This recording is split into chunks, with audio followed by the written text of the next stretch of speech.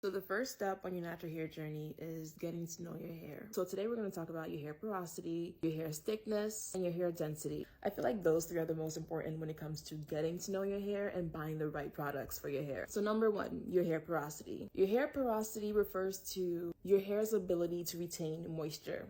So let's talk about high porosity and low porosity. When you have high porosity, you have these very open cuticles that make it harder for you to retain moisture. So if you're not moisturizing properly, because you have these open cuticles, your hair will easily dry out, like just as quick like that. When you have low porosity, you have these very close cuticles, which makes it harder for moisture to penetrate in. So when it comes to low porosity, we want to look for products that can help with opening up the hair cuticle or that can easily penetrate the hair shaft so that you can properly moisturize and care for your hair. Now, there's two ways you can test your hair porosity. The first most popular one is where you take a piece of hair strand, put in some water. If it sinks, you have high porosity. If it floats, you have low porosity.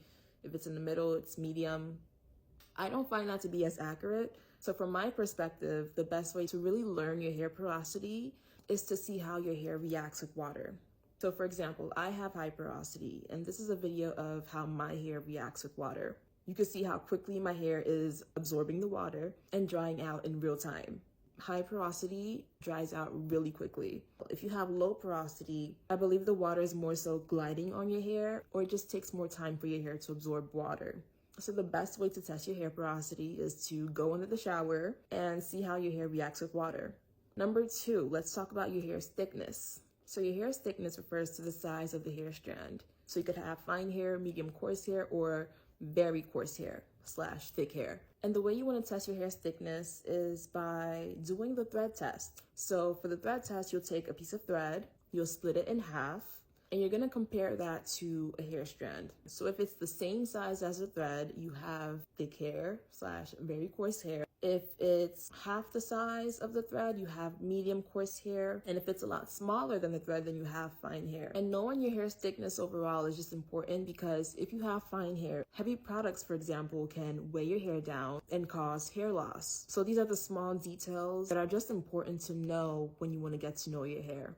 Now the last one, your hair's density. So your hair density refers to the number of hair strands you have on your head. So you could have either low density or high density. You could find out if you have high or low density by examining your scalp or measuring the circumference of your ponytail. The less scalp you see, the higher the density. The more scalp, the lower the density. Now, some people naturally have low density / sparse hair, or some people could go from high density to low density due to things such as stress, too much tension, or health concerns. And a way to test your hair density is by just examining your scalp or measuring the circumference of your ponytail. So you want to slick your hair all the way back, and you're going to take a coin, let's say a quarter. Now, if your ponytail is thicker than the coin, you have high density. If it's smaller, you have low density. When you have low density, for example, you don't really need to put your hair in sections when you're doing your wash days. It could be easier to put your hair in a bun, and your hair doesn't need that much product compared to if you have dense hair. When you have high density, you definitely want to put your hair in sections when you're doing your wash days to avoid tangles